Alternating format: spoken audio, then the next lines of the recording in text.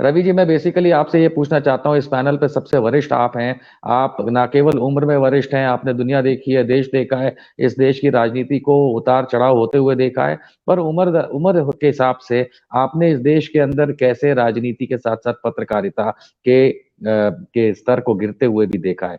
क्या मैं और आप रोज लगभग टेलीविजन चैनल्स पे जाते हैं, क्या मैं आपसे ये जान सकता हूँ कि ऐसा क्या हुआ है? ऐसा तो कुछ तो हुआ होगा कि टीवी चैनल के खास करके जो मालिक हैं या उनके जो सीनियर एंकर्स हैं, वो इतना ज्यादा दंडवत हो गए हैं भारतीय जनता पार्टी और मोदी के सामने कि उन्हें अब ऐसा फील होने लगा है कि इसके बाद कुछ बदलाव होगा ही नहीं। या उनको ये पता है कि आज जितना निचोड़ना है रुपया निचोड़ लो, क्योंकि इसके बाद जब बदलाव आएगा तो शायद उनके चैनल और वो लोग होंगे ही नहीं। हो क्या रहा है रवि जी? ईशान जी, सबसे पहली बात तो ये है कि जो पत्रकारिता है वो पूरा का पूरा एक धंधा बन चुका है। अब पत्रकारिता रही नहीं है। जैसा सैयद अब्बास बता रहे थे कि पत्रकारिता एक न्यूट्रल, अनबायस्ड, ऑब्जेक्टिव रिपोर्टिंग होती थी।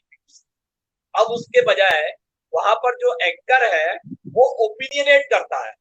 वो आपको खबर तो कम दिखाता है, खबर के ऊपर जो राय देता है वो एक राय बनाता है आपकी आगे चल के। अच्छा, जैसे आपने अनुभव की बात करी, हमें टेलीविजन मीडिया देखते करीब करीब 30-35 साल हो गए, और कम से कम 15 या 20 साल से मैं अलग अलग चैनल्स पे जा रहा हूँ। एक मैंने फर्क नोट किया है कि जो यूपीए की सरकारें, देखिए हर वक्त में जो मीडिया होता है वो थोड़ा बहुत सरकार के साथ हमेशा रहता है। ऐसा हर गवर्नमेंट में होता है, उसके कुछ कारण होते हैं। एडवर्टीजमेंट्स की बात होती है, कुछ लेने की बात होती है गवर्नमेंट से, तो कोई भी गवर्नमेंट के रेडिकली अपोज नहीं रहता। मीडिया चैनल न्यूट्रल रहने की कोशिश करता है। 2014 के बाद ये पहला फर्क आया। आपने कभी नहीं देखा होगा कि डॉक्टर मनमोहन सिंह की कोई स्पीच हो तो आपका प्रोग्राम रोक करके डॉक्टर मनमोहन स्पीच दिखाई जाने लगी, या for that matter Atal ji जब बोलते थे तो कोई प्रोग्राम रोक के उनकी स्पीच चलाई जाने लगे। आज क्या हो रहा है कि अगर बोलने लगे, चाहे वो स्टूडेंट यूनियन के कॉलेज के इलेक्शन में ही बोल रहे हो, मगर मीडिया चैनल रुक करके उसको दिखाते हैं। क्यों दिखाते हैं? आज वो मीडिया चैनल जो है वो पूरी तरह से सरकार के नौकर बन चुके हैं।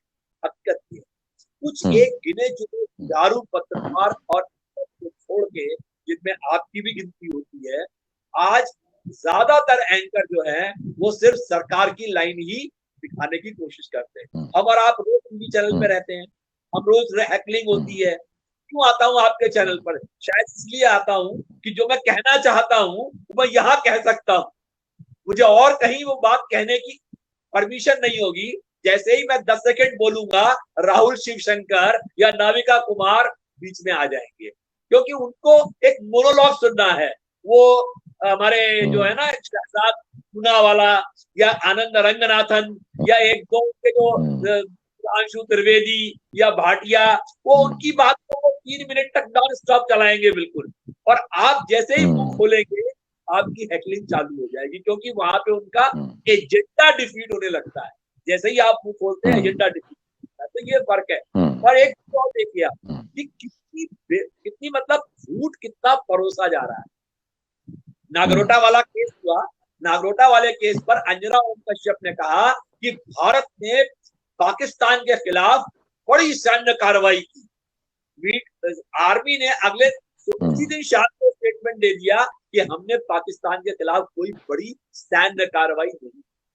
तो इस तरह से एक झूठ पूरा फैलाने की कोशिश की जाती है। आप देखिए सुशांत सिंह राजपूत केस देखिए, 2.5 महीने तक हम लोग वही कहानी सुनते रहे, और टॉप चैनल्स के ऊपर कि वो रिया चक्रवर्ती और रिया अंदर, और आज पीपल को लग जाएगी, कल सीबीआई अरेस्ट कर लेगी, ये हो जाएगा वो हो जाएगा, एंड एवरीथिंग फेल फ्लैट।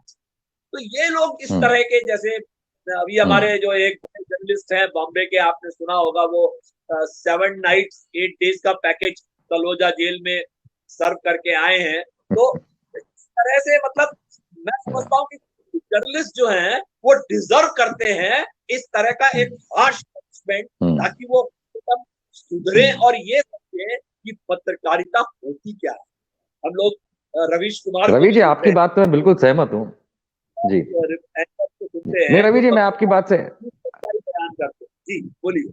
जी नहीं, आपकी बात से मैं बिल्कुल सहमत हूँ कि 7 दिन का जो प्री दिवाली ऑफर था तलोजा जेल का, वो हमारे मित्र, हमारे सबके मित्र, प्रिय मित्र अर्नब गोस्वामी बहुत अच्छे से फ्री में, है ना, फ्री विदाउट टैक्स, कोई जीएसटी तक नहीं लगा था, तो करके आए हैं। लेकिन मुझे नहीं लगता सर, रवि जी, कि आपने जैसा कहा कि जिस तरीके से भारत का कानून जो है वो बेसिकली एक डेटरेंट है, मैं आपकी बात समझ पाता हूँ। तो लोग जो हैं वो क्राइम करने से डरें, या वो में डेटरेंट होता है ताकि क्राइम ना किया जाए, इसलिए पनिशमेंट की बात होती है। लेकिन साहब एक दूसरी भी कहानी है कि नली में 12 साल 7 साल भी डाल के रखो ना, तो टेढ़ी की टेढ़ी ही रहती है। I mean, in English it said every dog has its own day. अब आप दोनों हिंदी और इंग्लिश को मिला लो, आपको एक लाइन मिल जाएगी।